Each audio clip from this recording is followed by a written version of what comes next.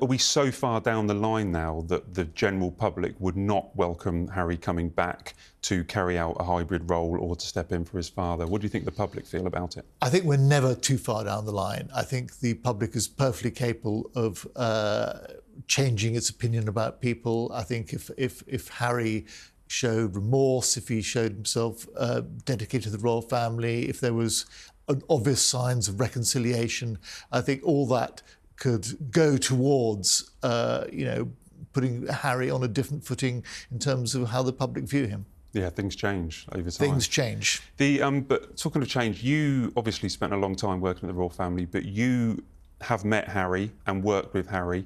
He's generally changed, but what was Harry like when you were on foreign tours with him, like maybe before Meghan? What was he like to report on? He was fantastic to report on. I mean, one of the things about Harry is he has no filter. So there was you always saw authentic Harry, which was fantastic. And he was also unpredictable. I mean, one of my favourite days of royal reporting was in Jamaica in the tour in 2012, I believe, when Harry was at a racetrack with Usain Bolt and sort of basically cheated and beat him in the 50-yard dash. It was a fantastic, I think, unscripted moment. Certainly it took Usain Bolt by surprise. So that was great. But Harry was always incredibly authentic. And he'd take you to places that you wouldn't where you wouldn't normally go on a royal tour. I remember in Brazil, we went to this basically drug den, this area called Cracolândia, which is inhabited by drug addicts and dealers and so on. And Harry wanted to go there to shine a light on what these charities were doing to help these people. And there was a lot of debate behind the scenes when they were drawing up the itinerary for this visit, whether they should go there, but Harry wanted to go there. So he took you places you wouldn't normally go. He was amazing in some ways. And the other thing I remember about Harry was I was in Colorado Springs when he first saw this American thing called the Warrior Games for injured, sort of Olympic-style games for injured servicemen. And he nicked that idea. And it became the Invictus Games and it went international and was Harry's single greatest achievement. But in that weekend, he might have had the idea buzzing around in his head, the back of his head, but he saw these games, he was incredibly impressed and said to his team by the end of the weekend, I'm going to do this. And then he made a speech. So in public, he said, I'm going to do this, we're going to take it to London, we're going to do it next year. And his team were kind of reeling because they thought, what are we going to do within the next 12 months? What he's talking about. But driven by Harry's energy and vision and enthusiasm, they achieved the impossible.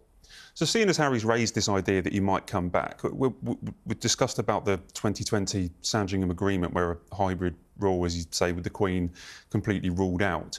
4 years on, Harry's brought this subject up, so we can talk about it, but 4 years on, do you think that is it possible the palace missed the trick and that there could have been a hybrid role, or that they could find something for him? Because as you say, he was an asset for the royal family at the time, and he could have brought maybe, new perspectives to like post-Brexit Britain or to the Commonwealth, or to during COVID times he could have helped out. Is it a missed opportunity? I think your phrase about new perspectives is very interesting, because I think both Harry and Meghan, before they left, before it all went wrong, I felt about both of them, and I even wrote this, that they bring a fresh perspective and a fresh approach to the royal family.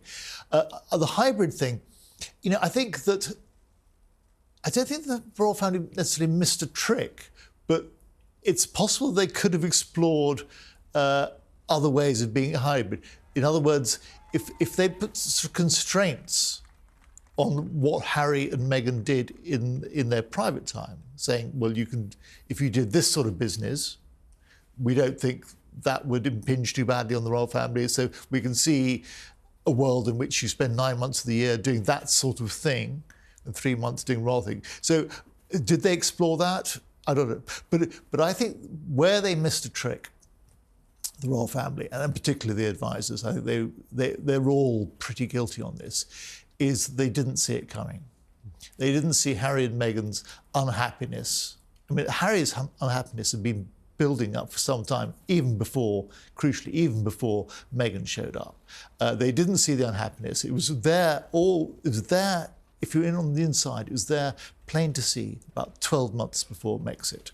The famous occasion when Harry and Meghan went to the Albert Hall and she was feeling suicidal. So the signs were there to see, and it wouldn't have changed the outcome.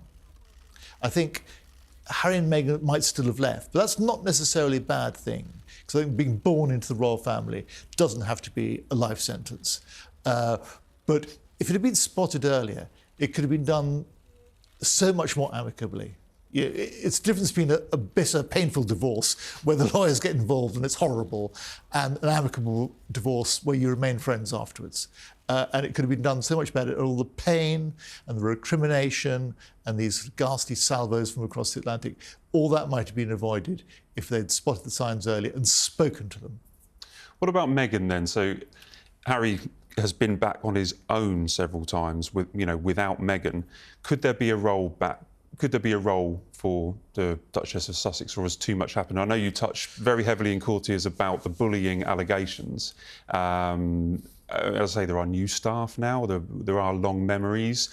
Could there be a way, if Harry did, open up a little avenue there? Could you ever see Meghan coming back and wanting to do any royal duty? I think it's vanishingly unlikely. I mean, she's made it clear what she thinks of the institution. She's not coming back. Her focus is 100% on the United States and that platform and what that gives her. I just can't see it in any way whatsoever.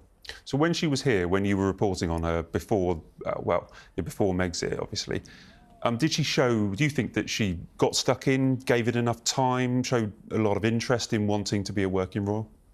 I think she got stuck in. And what was amazing that on the day their engagement was announced, she gave that interview, a television interview, and she was talking about wanting to take on Commonwealth roles. So basically, she'd been well briefed, and she was perfectly happy to spout her brief on air about what the future might be for her. And she did some very interesting things. I mean, the enthusiasm with which she embraced the Grenfell Community Kitchen and suggested them they make a cookbook, which was amazingly, and of course flew off the shelves all around the world. She brought a lot of energy and fresh approach to the whole royal thing. But I also know that for all